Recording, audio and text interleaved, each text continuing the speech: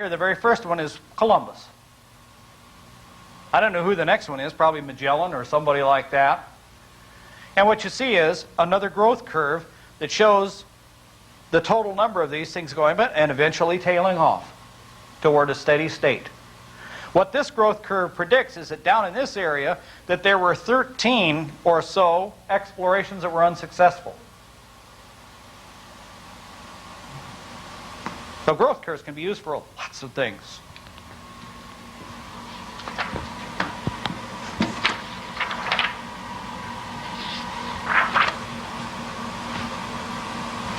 These are growth curves having to do with competing energy sources.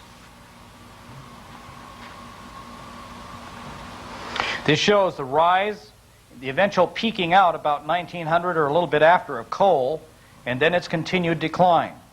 You can see wood at that point was continuing a steady decline in its use as an energy source. Oil, starting in around back before 1900, is on a continual rise, and it's beginning to peak out. Why? Because we're starting to run out of it. It's getting harder to get. Now, what we see here is a very rapidly rising growth curve for natural gas. But there's another interesting thing about these curves, especially if you take a curve of all of energy, which I don't happen to have the curve with me. I should have run one off, but I didn't. If you take a look at these curves, what you see is an oscillation about the steady curve, the actual mathematically perfectly fit curve that comes through here. See an awful lot of moving up and down above this line, below it, and so on and so forth. You see a lot of wandering around this, the mathematically perfect fit. Well, somebody took a look at some of these variations, especially around the curve of total energy. Say, what in the heck could this mean anyhow? Is there an electronics engineer would refer to this as noise.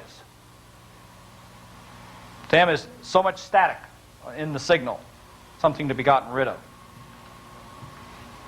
But a funny thing happens when you start to analyze this noise. You find that the noise itself also has a periodicity to it. It's periodic. It's not just random.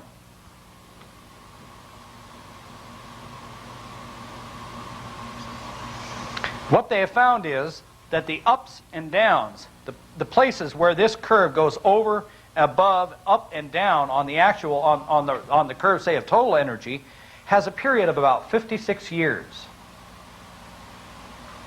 So the guys who drew this curve and looked at this scratch at their heads and said, well, can we find something that goes back a heck of a long ways, you know, and see if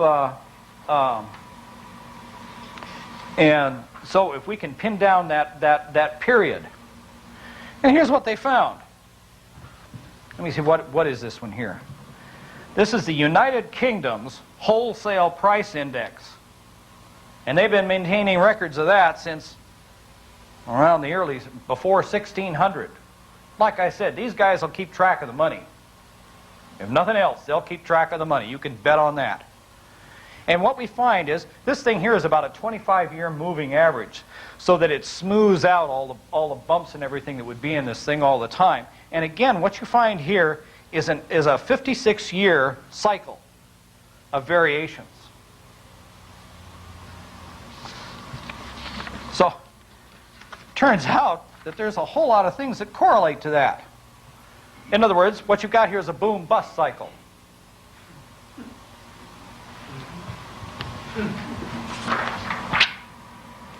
Well, oh, I just did right now. Well, there's a whole lot of things that correlate to that. Really fascinating things. Because if you take that 56-year cycle here and give it a nice smooth thing, you find out a whole bunch of things correlate to that. Here's the homicide rate. Correlates almost exactly to this boom-bust cycle. Well, why wouldn't it? When people are hungry, they're not very happy.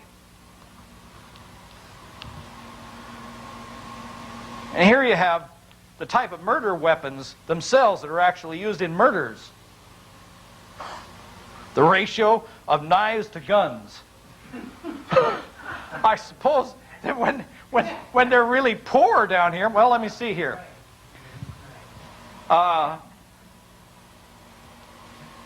Yeah, when they're really poor, they can't afford guns too much. Guns are kind of expensive. It makes sense. There's a whole lot of things that correlate to this cycle. Here's a whole bunch more of them. Again, this curve, the upper curve here that they're actually, this is energy, this is the actual energy curve, and it's the deviation plus and minus from the overall curve. And what you find is a whole bunch more things that correspond to this thing. Life expectancy corresponds to. Does that make sense? You bet it does. Cirrhosis of the liver. You bet. That peaks out right at the top of the boom cycle. They're so happy they're drinking themselves to death. 1 mile run. The speed that people run the 1 mile run actually correlates to that. And women Nobel laureates. All kinds of things seem to correlate to that. It's really kind of interesting.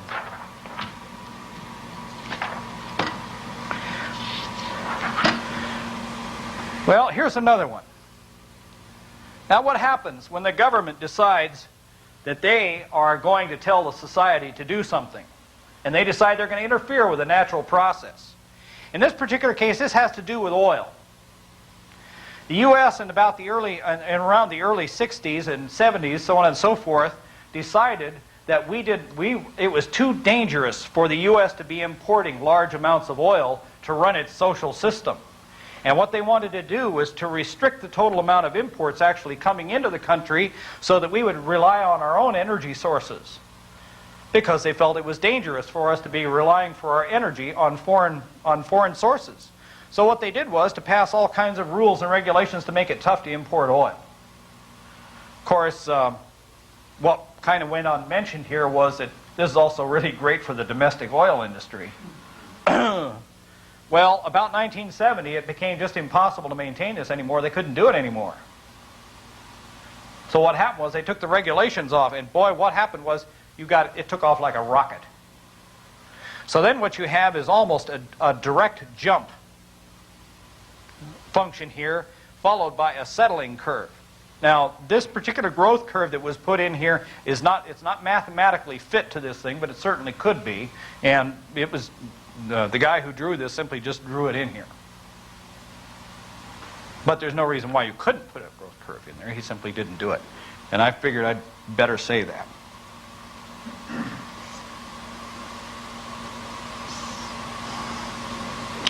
Now, newer growth curves have been derived since Volterra and Lotka.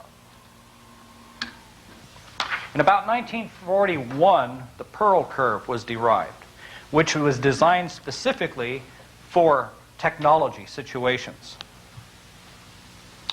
And then at about the same time, I think again, but I don't know the dating on this for sure, the Gompertz curve was also come up with.